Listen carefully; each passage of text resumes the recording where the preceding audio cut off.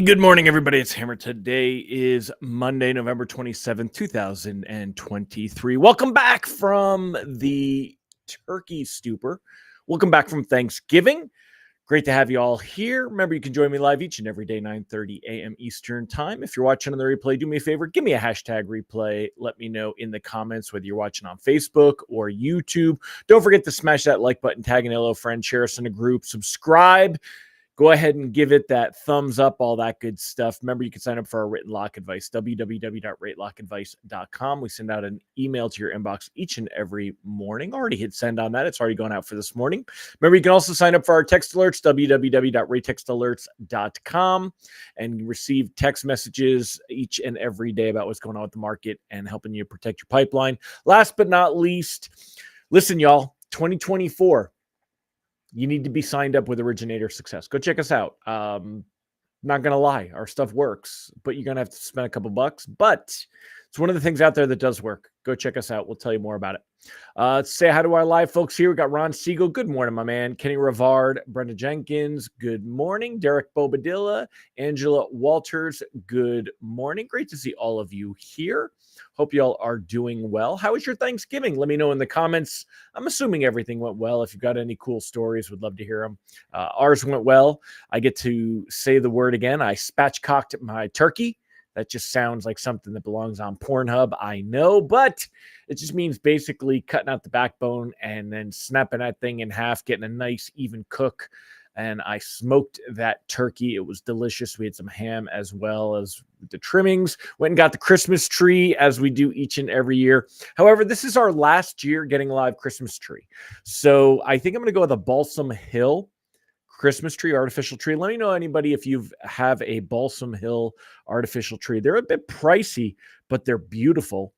And if I'm going fake, I'm going broke. I want something good. So Derek said, what do I prefer, Facebook or YouTube? I have not really gotten deep into YouTube yet, Derek. That's actually a conversation. You should jump on our Ignite group, and we talk about the difference in the platforms, why we use each platform, that kind of a thing. So to me, Facebook is about digital networking, connecting, and YouTube is more about edutainment, education, and can be lead generation. So without further ado, folks, let's go ahead and dive in and talk about all the good stuff here. Basically, last week, it was almost like a punt. It was like it just didn't exist. If we take a look here at the 48-hour chart, we look back on 11/20, which was Monday, right around 10 a.m. We were at 99.64. Right now we're at 99.77. So we're actually starting the week out very similar, maybe a smidge better than where we started the week last week. Last week we got the run up right ahead of the holiday, as I told you tends to happen. And then we got the letdown, which also tends to happen. Basically come out ending things around the same way. When we look at Mortgage News Daily as a reference point, rates were right in those 7 3/8 area all of the week. And that's basically where we're going to stay and where things should be. So not a lot going on there. Take a look at the 10-year Treasury. It's going to tell a very similar story. On Monday, it ended the day at 4.42. Right now, it's at 4.45. Very, very close. We got a little bit better through the Tuesday, Wednesday mark, then got worse on Friday, and then today kind of right back where we started. So that's really, as far as the technicals go and the markets, that's generally what tends to happen around that time frame and kind of where things go from there. This week is a pretty busy week as far as economic data, though. Take a look at Rate Alert. We'll use their economic calendar. You got a lot of figures, and then it refresh. Okay, there it is. So we've got a lot of home data this week. We got new home sales, got the Case-Shiller price index, FHFA price index stuff going on here. We've got pending home sales. We've got construction spending. So there's a lot of home data going on, but that doesn't really affect rates. And we know what kind of story it's going to tell. It's going to tell the same story that we always really see with this stuff. And that's the fact that the inventory is an issue. The market is throttled. And even with rates improving, it's, still a bottleneck. We've got some treasury auctions here. I'm not too worried about those, though. We've got the consumer confidence reading. This could have a little bit of a bump tomorrow. If we see how that goes, we're going to have our second GDP number. So what happens is this is the first revision. Not really worried about New Zealand's interest rate decision here. We get the Fed's beige book on Wednesday, not likely to cause any real shakeups. You've got the Chicago PMI. This, again, looking for economic data this week that is going to show movement. We've got GDP data, consumer confidence, the manufacturing numbers, the PMI numbers, the ISM numbers. So a lot of smaller economic reports this week, but it's unlikely that we see rates really move from this point. So really not much that we have to worry about as far as that goes. Now, it's looking out past this week where we're going to see all the real action. So we get PCE data, personal consumption expenditure. We get that data on Thursday. That's the Fed's favorite gauge of inflation. That kind of could help. So again, I don't think we're going to see any real big moves or improvements in rates this week, though. Even with all this plethora of kind of smaller tier data, not going to see any real big moves. Next week is where we're going to get a lot of momentum, and it's where a lot of the labor data comes out. So next week, we're going to get JOLTS, we're going to get the ADP report, we're going to get all the non-farm payroll data, wages, unemployment numbers. If it shows any kind of weakening, any kind of softening, that's going to help mortgage-backed securities quite a bit. We're going to see quite the improvement if we get that. Take a look here. If we look back on Friday, November 3rd, this was one of the big jumps that we saw here in mortgage-backed securities.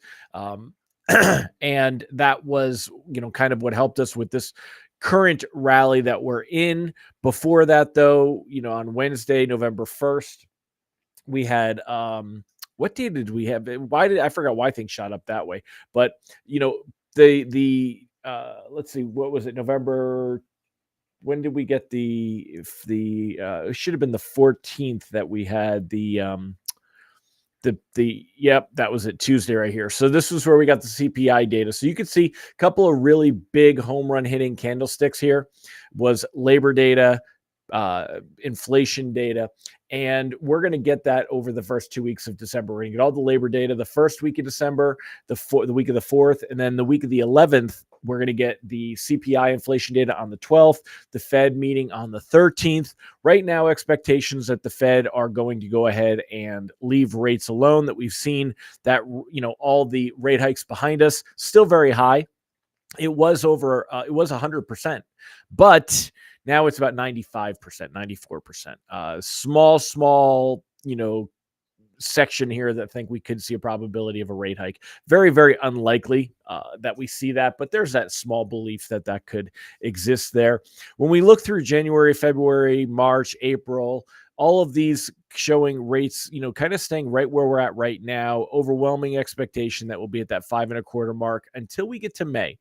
May is when we see the possibility of the first rate cut. We've seen back and forth here. There was a higher belief that we would see a rate cut by May. Now it's holding off, and that we'll see that first rate cut by June. That's what markets are currently pricing in, is that we'll see that big rate cut hit in June. So if we get some really, some favorable data coming in over the first couple weeks of December, we're going to see these numbers get more optimistic. That's going to help rates come down lower. And again, right now we're looking in that 7 3/8 area for as the starting point, according to Mortgage News Daily. And we would see rates that could, if we get a couple of 1-2 punches, we could see rates that fall into those high 6s. That's a big stretch, but it's possible. It's on the radar. Okay. More likely though, we see rates improve another 1/4 point over the next couple of weeks. So really what that does is it puts loans in position. You definitely want to be floating, and we'll go ahead and, basically that's we're in that same spot. We want to be floating. Don't be afraid to lock up loans closing in the next couple of weeks, though. With loans with time, that have 3 weeks or so, they're going to get the biggest benefit. They need to make it through December 14th and then have time to lock when we get those benefits.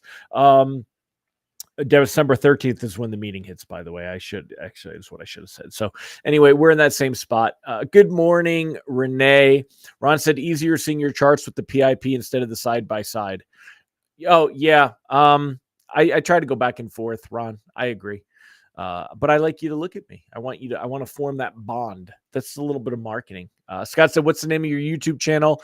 It's called Originator Success. And in fact, I'll post it up here tomorrow. Also, this week we will have, I'm sorry for the delay. This week we will have the sign up that you guys can sign up to get the text reminders that we're starting our lives. Those will be live this week. Mike Tebow, good morning. Scott Menson said we got one last year. It looks real. Bought it on Mayfair. I will check that out. Cool. I appreciate that, Scott. They've got some cyber Black Friday, Monday type deals, and it looks like they run them a couple times a year. So it looks like a good time to pick one up. Again, they look pricey, but especially I want a 10-foot, so it's, it's there, but they do look great. So good morning, Renee. All right, man. I'm going to wrap it up, y'all. I hope you guys have a fantastic Monday. Wake back up, get geared up, get started up, and attack the week.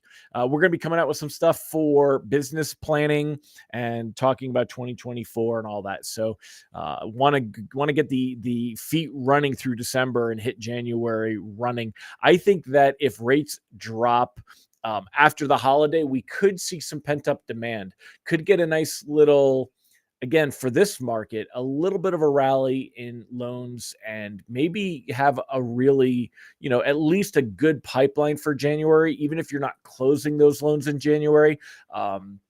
People are they go into that winter hibernation holiday mode now. I know it gets tough to write loans in December, but they're there. You just got to get there and fight them. But we got to be looking at what we're looking for that first quarter and get our stuff together for that. And I think that's where it's going to be. So, all right, y'all. Appreciate you being here. I'll see you tomorrow. Take care, everybody. Bye-bye.